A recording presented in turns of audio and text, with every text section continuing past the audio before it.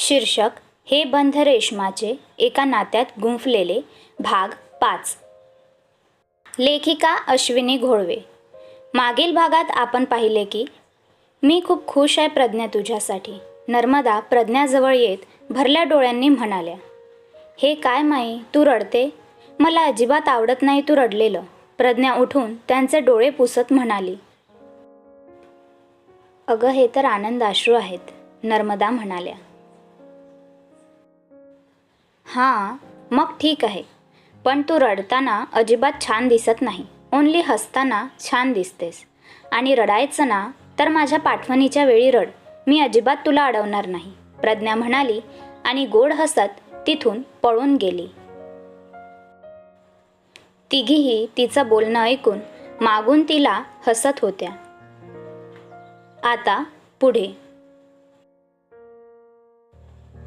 आता तिथे फक्त नर्मदाबाई, आजी आणि अर्चना होत्या. प्रज्ञा गेली तसं नर्मदाबाईंचा चेहरा गंभीर झाला.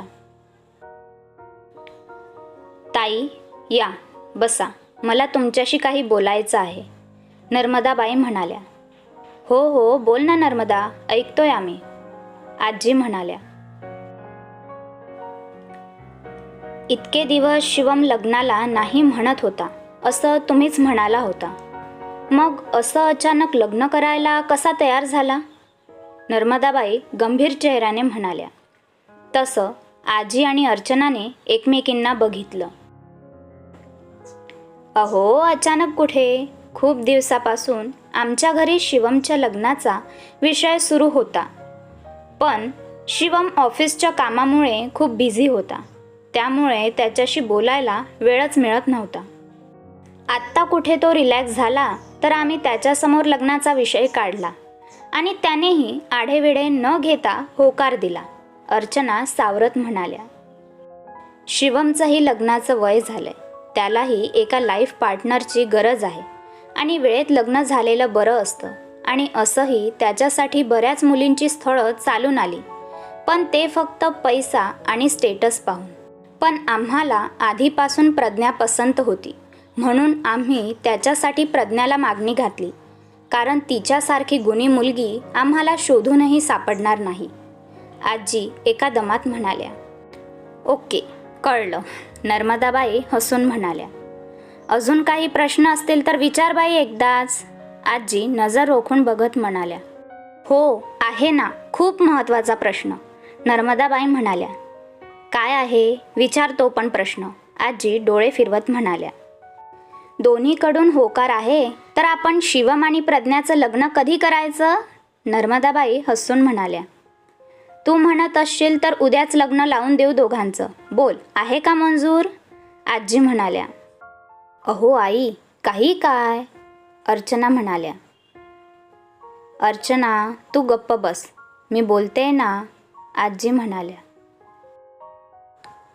तशा अर्चना शांत बसल्या.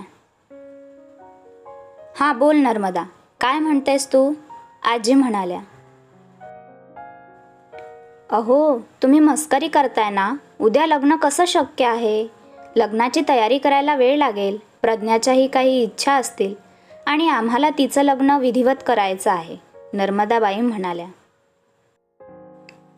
हे बघ नर्मदा, आमचीही खूप इच्छा आहे शिवमचं लग्न मोठ्या धूमधडाक्यात करायची, पण शिवमला लग्न साध्या पद्धतीने करायचं आहे, तामझाम नकोय त्याला, आजी नाराजीने म्हणाल्या. पण प्रज्ञाच्याही काही इच्छा असतील, त्यांचं काय? नर्मदाबाईने विचारलं. हे बघ नर्मदा, मी समजू शकते, प्रत्येक मुलीच्या लग्नासाठी खूप इच्छा असतात, पण शिवमला ऑफिसच्या कामातून वेळच नसतो. त्याने लग्नाला होकार दिला हेच आमच्यासाठी खूप आहे. लग्न आपण शिवम म्हणतो तसं साधंच करू, पण विधिवत करू. आणि मी वचन देते, प्रज्ञा आमच्या घरी खूप सुखात राहील. आजी त्यांना आश्वस्त करत म्हणाल्या. ठीक आहे, लग्न साधंच करू पण विधिवत करू, नर्मदाबाई म्हणाल्या. ओके, मग कधी काढायचा लग्नाचा मुहूर्त? अर्चना म्हणाल्या. तुम्ही म्हणाल तेव्हा करू, नर्मदाबाई हसून म्हणाल्या. चांगल्या कामाला उशीर कशाला, मी लगेच गुरुजींना फोन करून लग्नाचा मुहूर्त विचारते. आजी खुश होत म्हणाल्या आणि मोबाईल काढून नंबर डायल केला. नर्मदाबाई आणि अर्चना आजींची घाई बघून एकमेकींना पाहून हसल्या. आजींनी थोडा वेळ गुरुजींना बोलून कॉल कट केला. काय म्हणाले गुरुजी, कधीचा आहे मुहूर्त? नर्मदाबाई आणि अर्चना त्यांच्याकडे पाहत एक साथ म्हणाल्या.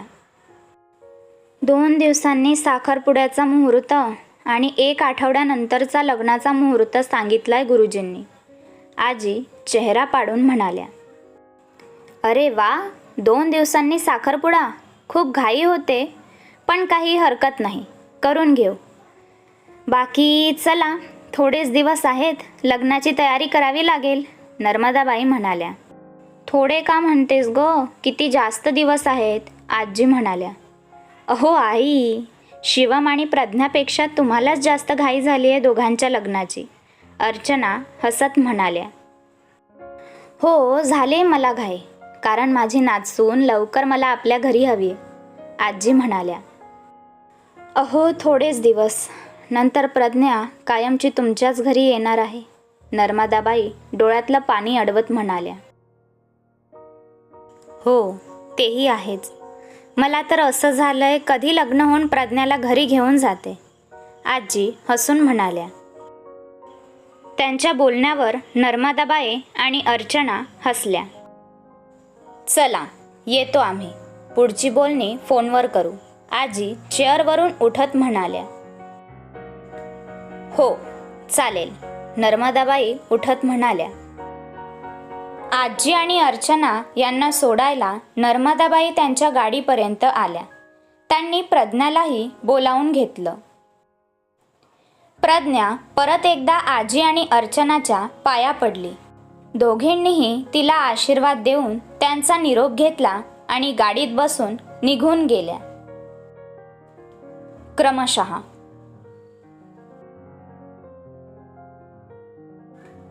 हा होता कथेचा 5वा भाग. तुमच्या प्रतिक्रिया नक्की कळवा. व्हिडिओ आवडल्यास लाईक, शेअर आणि कमेंट्स जरूर करा.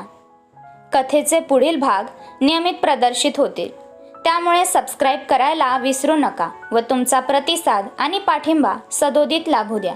Stay tune. धन्यवाद.